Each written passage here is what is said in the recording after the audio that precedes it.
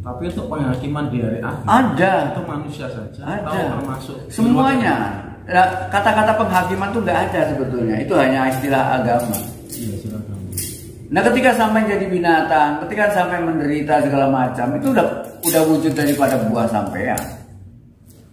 Sampean kemudian misalnya sampean sekarang hidup seperti ini. Di kemudian hari mungkin sampean lahir dari seorang pelacur. Yang sampean di mana jadi anak seorang pelacur yang bapaknya nggak jelas. Kemudian sampean terhina, apa nggak neraka ini? Nah, orang-orang yang dilahirkan jadi anak pelacur segala macam, siapa yang membuat dia? Apakah Tuhan yang memperlakukan dia seperti itu? Nggak adil Tuhan. Lalu sampean lahir dari orang kaya, punya mobil, rumahnya banyak, makanan di mana-mana, apa nggak surga? Tapi ada campur tangan Tuhan untuk menggerakkan. Tidak ada sama sekali campur tangan Tuhan. Nah, Tuhan kesel ya bolak-balik campur tangan Tuhan. Kok ngapain ngurusi kayak gini-gini? Tuhan nggak ngurusi kayak gitu-gitu lah. Tuhan tinggal dengar itu. Menikmati gitu. Kalau sudah ilmu berkurang, apa yang bertambah? Jahil. Kalau ilmu bertambah, jahil berkurang. Kalau ilmu berkurang, jahil bertambah. Mana ada orang jahil cakapnya didengar orang? Saya dulu awal-awal membaca hadis ini, wayang kusul ilmu berkurang, jahil bertambah. Rasanya tak mungkin, tak logik, tak masuk akal. Mana ada orang tak berilmu cakap dia didengar? Sekarang baru saya paham. Dulu orang tak berilmu ditinggalkan orang. Sekarang orang tak berilmu asal dia pandai berbicara, dia akan didengar orang. Bahkan orang jahil pula punya channel. Orang jahil punya channel. Banyak pula follower dia daripada follower kita. Banyak pula viewer dia daripada viewer kita. Sebab apa? Sebab yang menyaksikan tiada berilmu, yang berbicara tiada ilmu. Oleh sebab itu maka kita galakkan menuntut ilmu.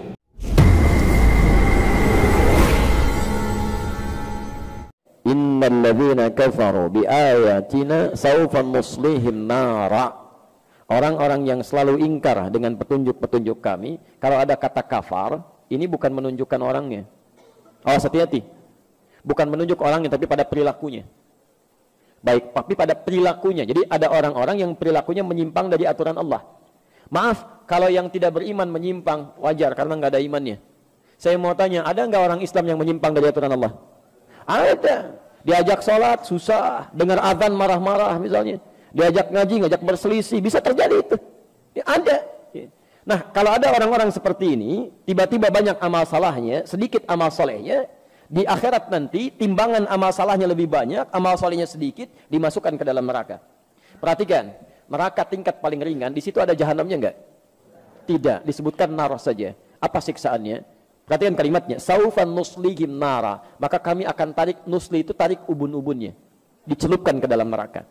Disiksa paling ringan di neraka itu adalah saat seseorang sudah dihisab tempatnya neraka, itu ubun-ubunnya ditarik tuh yang paling ringan. Dari kata nusli, ya, tasla naran hamiyah, gitu kan? Ada disebutkan, ada sebagian tempat yang disebutkan. Jadi kalau ada kata asla yusli, nusli itu ubun-ubun yang ditarik begini. Maaf Pak ya, puncak kemuliaan manusia itu ada di mana ya? Di kepalanya. Makanya kalau ada orang-orang kan mau diseret dalam urusan dunia untuk merendahkan dia, kepalanya ditarik kan? Saat kita ingin bersujud kepada Allah, kita turunkan kepala kita untuk menunjukkan bahwa ini puncak penghambaan yang paling tinggi. Maka ketika di akhirat nanti, maaf kalau dalam urusan dunia Anda pernah diseret, yang tahu cuma teman dunia saja. Anda diseret di Bekasi misalnya, sama orang-orang yang tidak berperikemanusiaan, diseret kepalanya, yang tahu cuma orang Bekasi. Tapi saat Anda diseret misalnya di akhirat nanti, itu dibuka, semua alam langit dan bumi melihat Anda. Ini rupanya manusia ini, diseret di bawah tuh, ubun-ubunnya ditarik begini. Ya. Dan nusli yang kedua, asla yusli itu bisa berarti sesuatu yang dicelupkan dan diangkat kembali. Pernah bikin teh celup? Teh celup? Pernah? Halo? Ya, teh celup itu kan masukkan, angkat begini ya, masukkan, angkat. Nah ini neraka yang paling ringan siksaannya, diambil ubun-ubunnya, dicelupkan ke neraka, angkat begini, celupkan, angkat. Jadi ada malaikat yang memang tugasnya cuma celup, angkat gitu. Ya. Bukan angkat biasa, bukan celup biasa. Kullama nadijat juluduhum, begitu dicelupkan begini, hancur semua tubuh plus dengan kulitnya.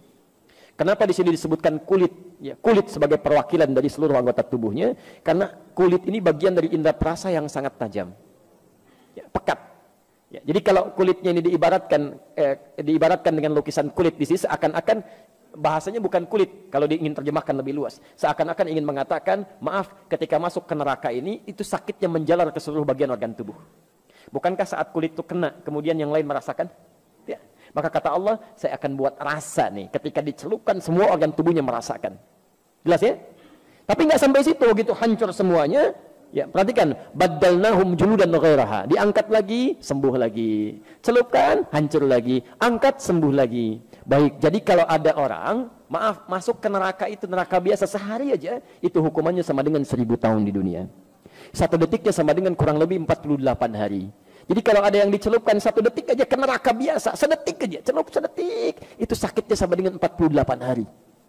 Angkat lagi, celup lagi 1 detik, 48 hari. Angkat lagi, celup lagi 1 detik, 48 hari. Itu neraka biasa. Kalau nggak percaya silahkan aja. Ya. Itu kan diinformasikan supaya kita menghindarinya, bukan terlibat di dalamnya. Ini kan aneh ini, diinformasikan masih mau terlibat di dalamnya juga.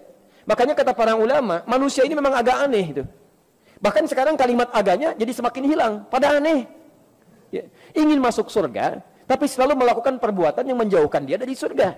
Ingin menghindari neraka, tapi senantiasa mengerjakan perbuatan yang menjerumuskan dia ke dalam neraka. Kan aneh. Dan mohon maaf ya, mohon maaf. Orang-orang yang masuk neraka jahanam, pernah dengar istilah ini? Dengar istilah ini? Masuk surga tanpa hisab, pernah dengar? Baik, itu sering kita dengar. Tapi Anda juga mesti dengar. Ada orang masuk neraka tanpa hisab. Masuk neraka tanpa hisab. Saking cepatnya masuknya itu. Dalam tanda petik ya, saking cepatnya. Quran surah ke-18. Al-Kahf ayat 100 sampai 101. Posisi paling kiri sebelah atas ke pertengahan.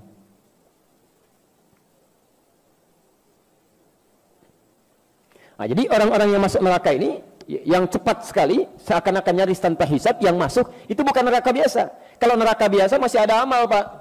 Ini amal cari-cari sampai yang sunnah-sunnahnya itu. Begitu tidak juga ketemu, banyak amal jeleknya, yang salahnya, ya sudah neraka dia. Tapi jahanam tidak. Wa aradna jahannam yawma idzil kafirina arba. Jadi saat hisab itu, proses di hari kiamat, nanti kita akan saksikan sendiri, wallahu a'lam bissawab. Saat orang mulai melihat, ya, maaf ya, ada orang yang cepat melewati sirat itu, cepat langsung masuk ke surganya. Bahkan dari sejak menerima kitabnya, ada yang dari kanannya senang luar biasa. Ada yang mohon maaf di belakang punggungnya, ada dia merasa ketakutan luar biasa. Tiba-tiba ada orang-orang yang tegangnya luar biasa. Saya nanti di mana ya? Kitab saya di kanan atau di kiri atau di punggung di belakang saya. Tiba-tiba ayatnya turun. Udah, kamu nggak usah banyak mikir deh. Tempat kamu di sini nih neraka jahanam, nanti langsung masuk aja. Ya capek kalau dipikirin juga.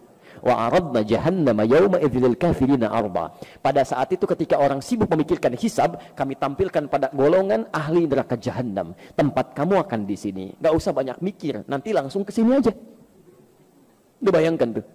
Siapa orang-orang ini? Ayat 101-nya. Ternyata bukan cuma kafir di sini, bukan cuma orang tidak beriman saja.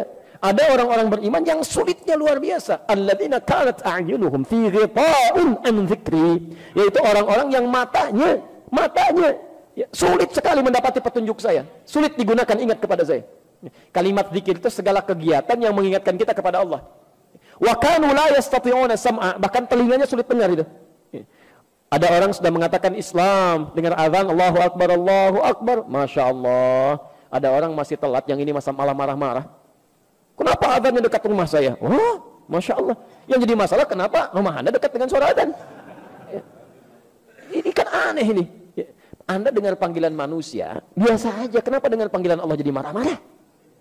Coba, Anda Pak Ibu sekalian, ini kan ditujukan untuk orang yang sholat, bukan untuk saya. Wah, Masya Allah, itu kan. Anda pernah ke bandara? Pernah ke bandara? Halo? Di airport ya? Baik, ada panggilan di situ? Baik, panggilan siap-siap, panggilan pesawat nomor sekian. Maaf, kadang-kadang yang dipanggil Anda atau orang lain? Pesawat Garuda dengan penerbangan sekian siap-siap. Padahal Anda mau naik batik misalnya. Yang dipanggil orang lain, tapi kan Anda nggak marah. Kedengaran Anda juga. Suaranya kencang juga gitu kan?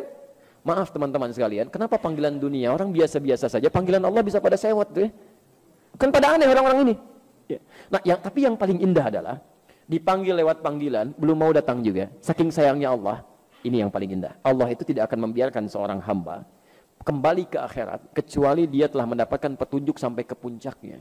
Kalau telinganya nggak bisa dengar, barangkali matanya masih mau lihat. Dia nggak mau ke masjid, belum ke masjid, tiba-tiba diperlihatkan di depan matanya orang mulai berangkat. Dari orang dewasa, anak kecil, orang sudah mulai masuk ke masjid, dia masih betulin mobil, begini gitu kan. Mulai lewat, Pak, Assalamualaikum, Waalaikumsalam, nggak dilihat juga begini. Lewat, sampai anak kecil, Om, masjid yuk. Udah nanti Om nyusul, Masya Allah, ke masjidnya enggak gitu kan. Orang-orang seperti ini yang sulit diingatkan saat di dunia, itu bahkan langsung disebutkan, udah, neraka jahanam. Neraka jahanam kalau dia tidak bertobat selama hidupnya. Nah sekarang perhatikan sini, orang yang membunuh ini kalau ada niat pembunuhan dalam dirinya, maka tempatnya paling minimal di neraka biasa dengan siksa seperti tadi.